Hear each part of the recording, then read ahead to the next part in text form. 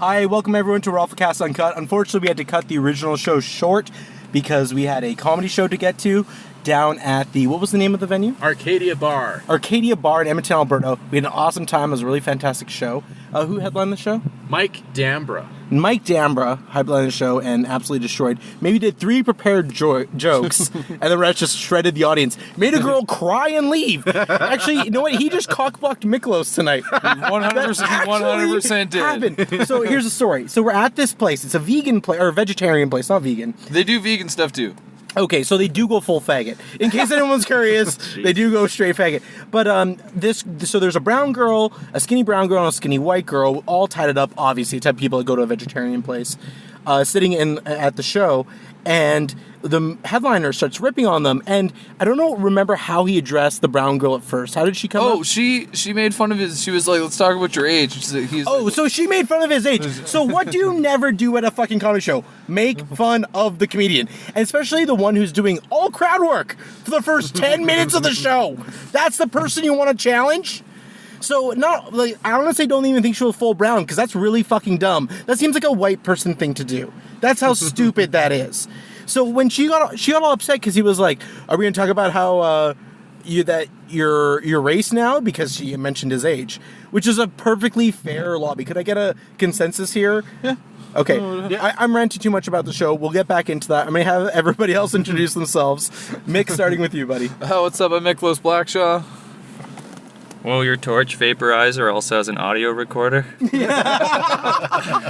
That's Gulliver Twist. Thanks, Miklos. I'm Kevin Albus. I hosted the show tonight. I did surprisingly good, so.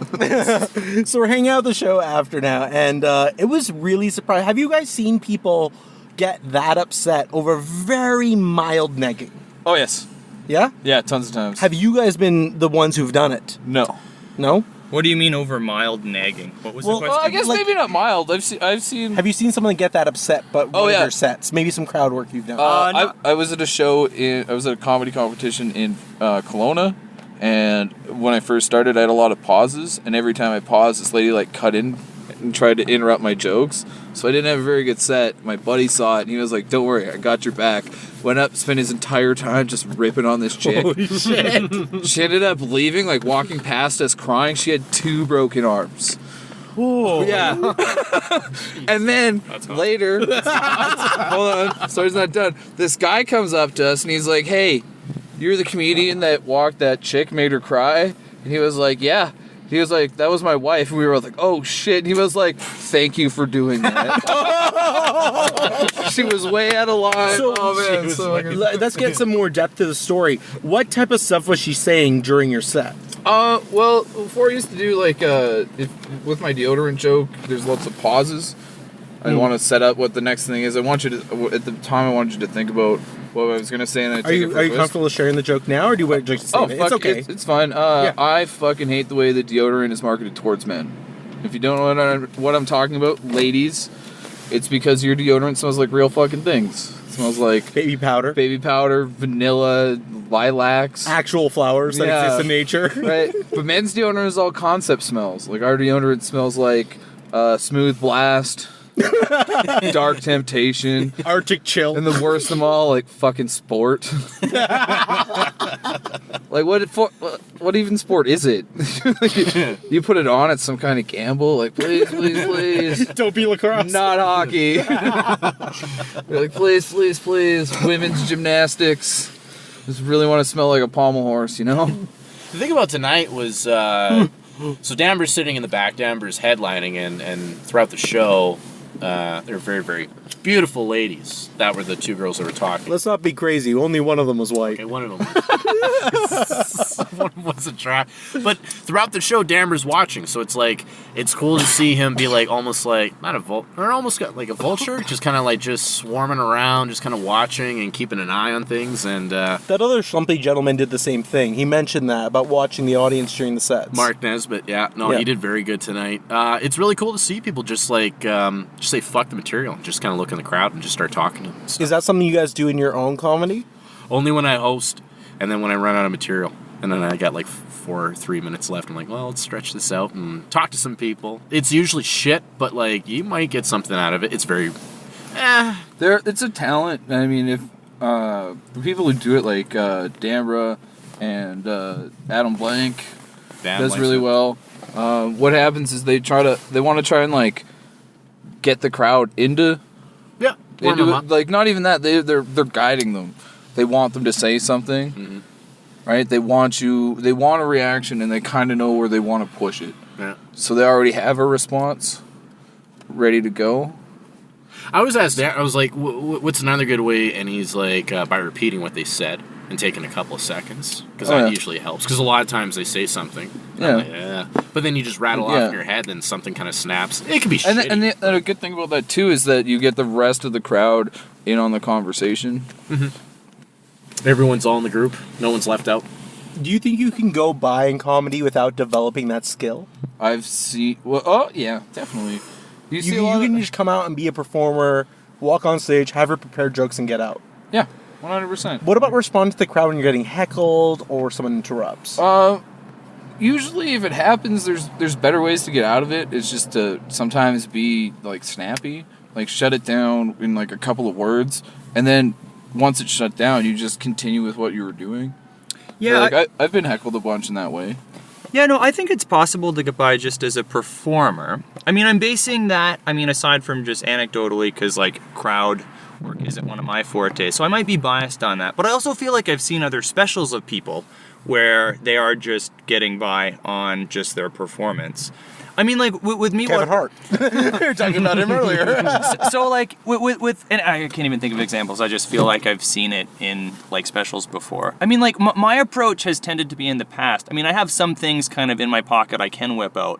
But I feel like if I'm not going to engage with them, I will at least pretend like I didn't hear them and just try and not lose my confidence. And then I feel like in general, if a performer is just like strong and has good stuff that other people are there to listen to, it will just become obvious within the audience that this person is being disruptive, and that will be kind of, self-sabotaging for them, perhaps. Touch on what he said about like comedy specials. I don't think I can think of one comedy special where the guy interacted with the crowd the whole time. Except for maybe like Jimmy Carr. Yeah, Jimmy Carr's right? really good at that, yeah. Right, so he's got like... It's always the last 20 minutes of the show. You always have to have like one... It's got to be one strong thing. Yeah. Otherwise, you have to have all material. Like, why are people coming? Just to watch you every time? Like, you have to... For a special, right? You would think that anyone who's going to do that, they want to... Well, do something special.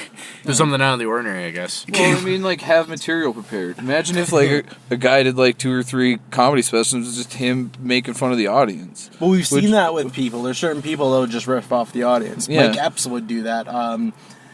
Even Dice Man, when Andrew Clay was doing Dice Man, he would just go into Dice Man mode and start ripping on the audience, and that's how he got famous. Yeah, but so he doesn't have like a bunch of TV specials and stuff. He does. Andrew Clay doesn't have TV specials. First person to sell at the Madison Square Garden. Come on, man. Google one of his specials right now. That HBO, Showtime twice. I guess. That's big. HBO back then was big. Yeah, it was. If there's one thing to learn about like handling hecklers, I think the best material you get out of it is by going to roasts. I try and keep mine generic, so it's like... You can use it on anybody. Exactly, yeah. Well, how do you handle an instance like we saw with this young lady in the audience where he made a reference to her... She's like, you want to talk about race? And he's like, it's not about you, it's the fight I had with the cabbie earlier. Yeah. These are pretty standard Brown jokes. Yeah. There was 2 other Brown people, including myself, in the place. And he was making Mexican jokes too, and he offends both halves of me. But it didn't really bother me at all. And but she was in her phone, and she completely disconnected. Now, Gulliver, you come with fire. You're pretty fearless out there. You've got to offend people. You've had to have shut down people like that, or that have disconnected you. You've triggered them. I mean, there's got to be someone in love with like Princess Diana or OJ or something, right? I'll say this. I watched Gulliver walk tables. Yeah, so what happens in that instance? How does that make you feel? And do you feel like you need to recover from the situation? I just feel like I want to work on being funny. I mean, like, as far as the incidences happening themselves, for me, just to have, like, get to brainstorm on how to react to it happening is worth it even happening at all. Okay. Like, I mean, I've had a few things happen where, I remember, like, one time there was at this venue, I always forget the name, it's such a hard name to remember. McDonald's. No, it's down on White. It's called Tavern on White. It's such a freaking weirdly unique name. I was like doing an open mic, and it's not a comedy thing, it's just like an open mic, and I went there and I got to do it twice. And the second time I was there, this girl was just like being pretty disruptive. And I think the thing I said to her, I was like, hey, come on. Or the first time I said something, and then the next time I kind of like elevated a bit. I was like, okay, well, you know, I don't interrupt you when your dad's when your dad's taking your tonsils out with his cock. Oh my god. And it was just like, okay, after that they did ask me not to come back. But it was weird, like after the show, she was like totally being like flirty with me and like kind of kissing me. So it was just like, okay. Whatever. Some girls like being It's fucking weird when that happens. That happened to me once at Ruth and Joey's place on 97 and like. Oh, just by Kingsway? Yeah, closer to Nate. Yeah. Like a sports The bar. old comedy place. Yeah, there was like a sports bar there, and it was Yeah. I went. Urtil Lounge. No. This is a couple years ago.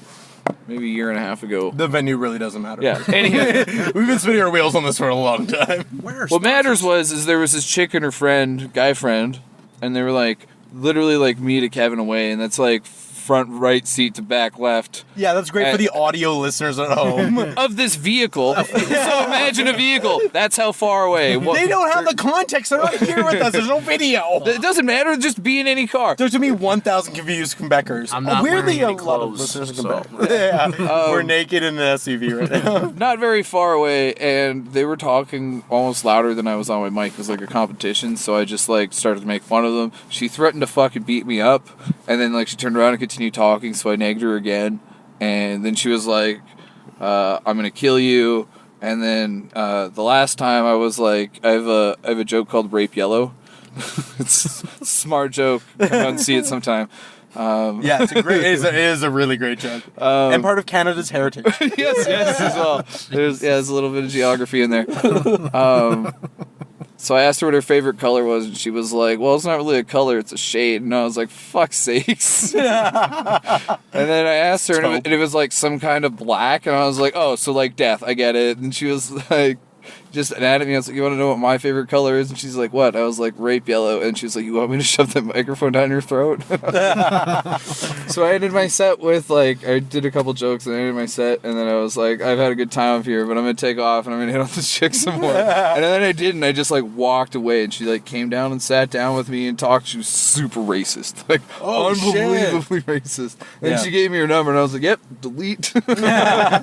There's been instances where racist girls will fuck me purely for like the hate fuck, and they'll choke me and call me a nigger, and I'm like, this is the blackest I've ever felt in my life. This is great. And then you can tell they're working on a lot of issues with their parents and shit. But the best part about it is knowing that like you never have to have that guilt about not calling them back. Yeah. Because like you're not going to go to their family dinners. I mean, you're not serving, so what's the point of being there? It's like whatever makes my dick feel bigger to you and sort your issues out. It's like two birds with one Dr. Phil we call it cock therapy. It's really a public service. Oh man. Okay, so let's spread this around one more time.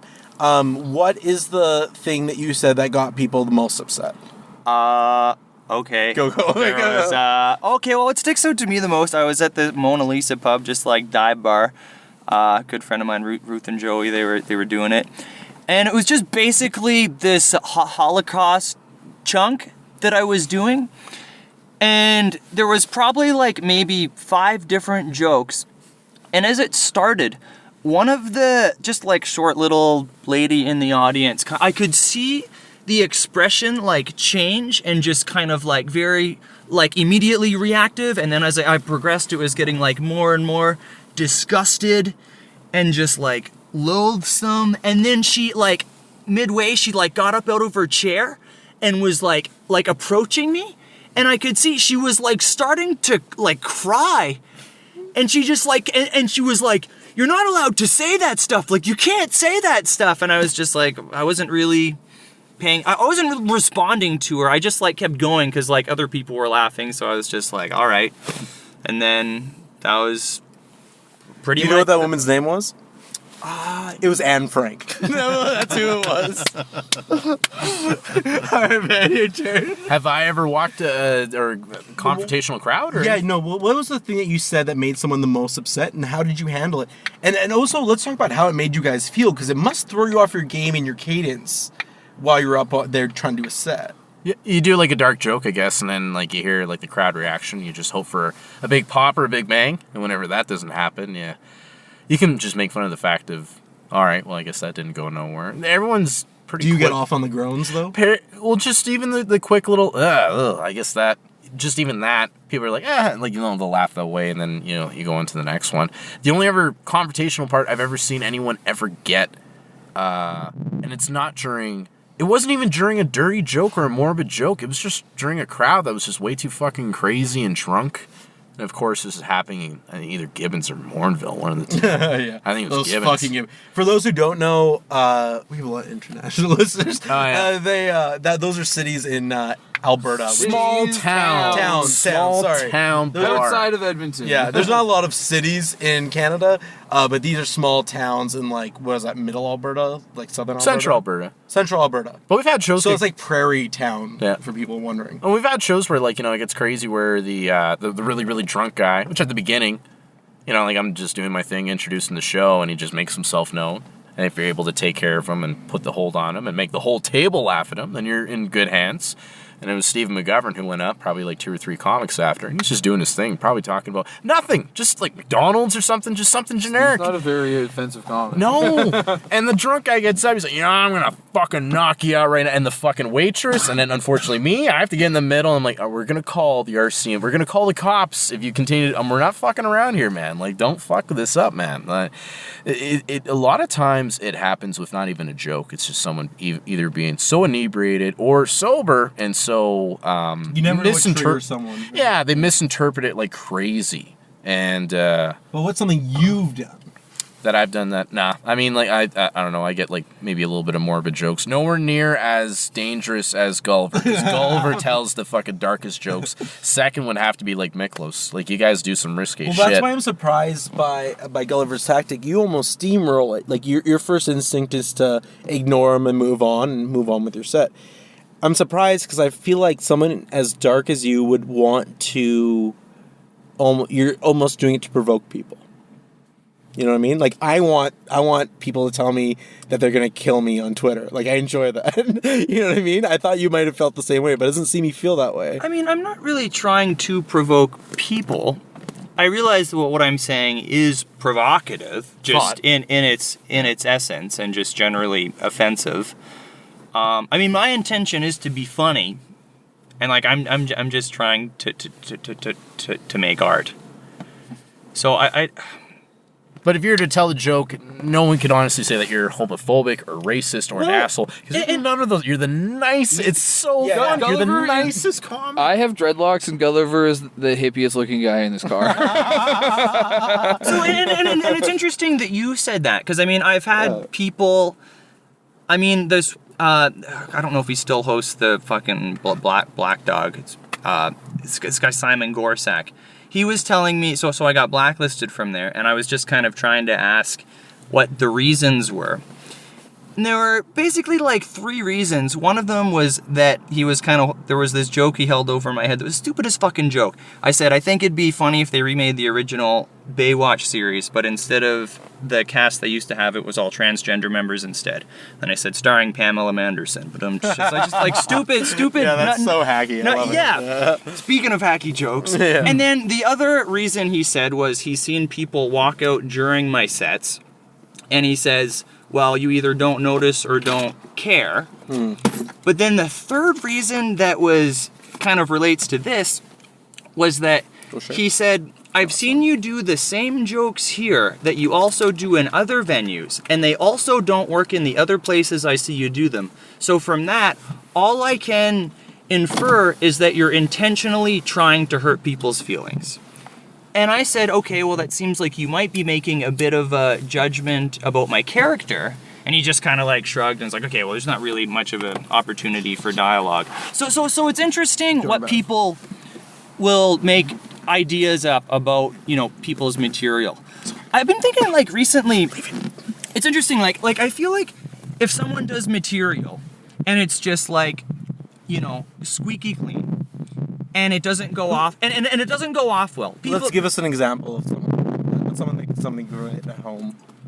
Well, I have a joke. Who's a weak, squeaky clean comedian that someone can compare this to? Oh, Jerry Seinfeld, let's say, for the sake of... It's not a good example. He's one of the best comedians. Oh, I'm not saying he isn't the best. I'm not saying squeaky He's not clean. clean either, yeah.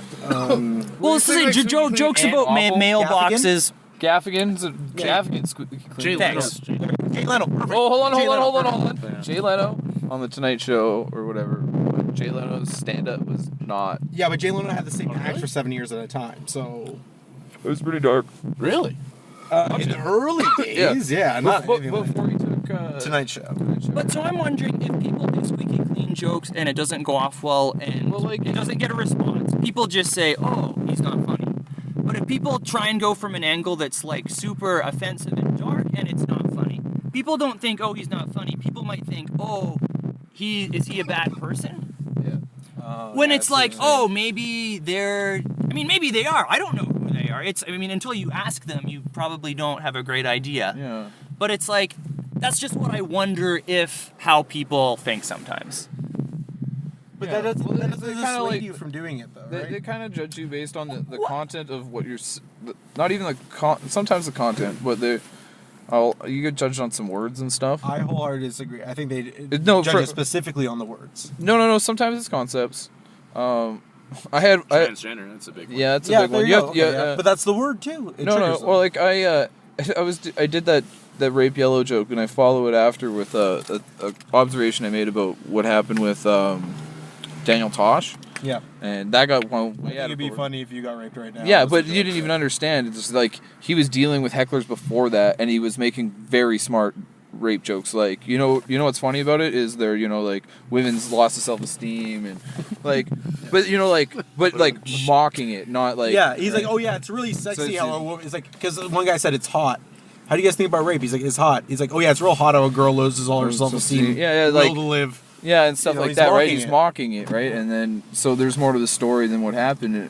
So I wrote a joke, and it compares, like, if you don't think rape is funny, you have to hate dolphins. And Right, yes.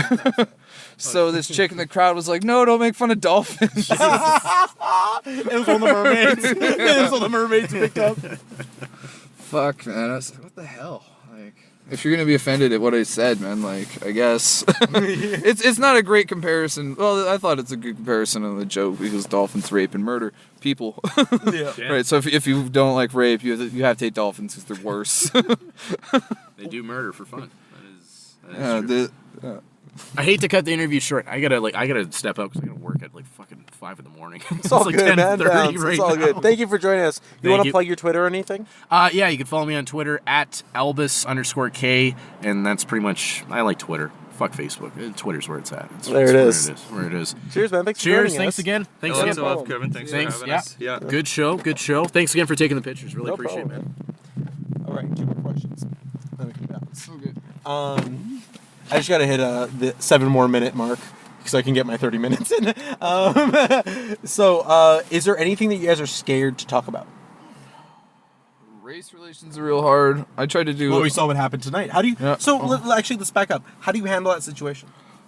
Mostly, I don't know. I know Danber doesn't care. But in that kind of situation, sometimes, like, if it was me that it happened to, it's probably because there was a heckler, and I probably would say something fast just to shut them up. Right. I probably wouldn't go race. I tried to do a race relation joke once because I had a nigga moment. So I was living in, and there's just a bunch of black guys and one other white guy, and like it happened, and it was going on, and I was thinking in my head, Boondocks, that whole thing. Yeah. And then the other white guy screamed out about it, and then the guy who was happening to was like, "Damn straight, this is what's happening." And then he continued with it, and I was just like, the logic I don't understand, but also it never happened to me, so I was like pretty scared. At the same time, I was like, "Whoa, what the?" Like, you don't know how to react in that kind of situation, and I was just trying to tell a story, and people were like on the border, like, there's also a room full of black people. So, but it was like, you know, like it's hard to do it. It's hard to prove that you're not Not racist. I know I did a show at a hookah lounge. Yeah. Not a different hookah lounge. Yeah. And what had happened when we got there usually isn't a lot of people, and it was actually packed when we got there, and there's usually a spot for the comics to sit. And as a comedian, first of all, if there's no room to sit, I don't want to take your spot. Like, you're there for the show. So I brought that up, and I was like, but it was really, like, I feel conflicted, because one, I love having a place to sit and being able to, like, talk with comics, and but two, Or a few vegans.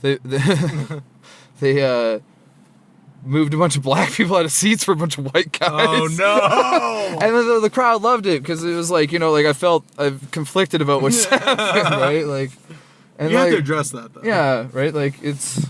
Sometimes you just have to address what's going on, and I mean, I find if you're having an honest moment, the crowd has a better reaction to it than if, say, what happened with Danver tonight, where he just kind of immediately went for the low blow, right? Not really, though. But the other She's thing, like, you want to talk about age? Like, you want to talk about race? That's perfect. but I don't think that's what set her off.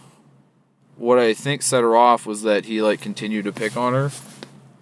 I think he tried to bring it back, though. Yeah. Okay, like, keep in mind, the same person we're talking about was, like, talking during the show. whole fucking show. During Chris's set, they were chatting, and I shushed them. They were very I loud. shushed them. Yeah. That same girl, like the Mexican lady, she looks at me and says, "That's rude."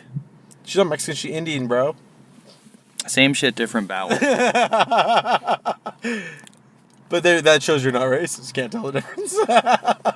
I mean, like, for me, I don't know if there's... It's weird, because in my head, if I'm going to say, okay, I'm not going to talk about a certain topic because these types of people might get upset. Mm-hmm. In my head, that process is almost like, if I'm doing that, I feel as though I'm relegating them in a sense, because I don't really perceive anyone to be not my equal. Right.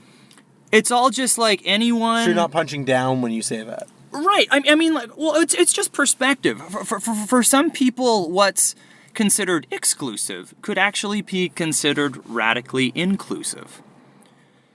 Because it's like, who am I to assume that, the person in the wheelchair in the front doesn't want to hear about a joke about a disability? Yeah. You know? It's like, maybe... You're making the assumption on their behalf, basically. Right. Yeah. And which I don't... That's not really something I like to do.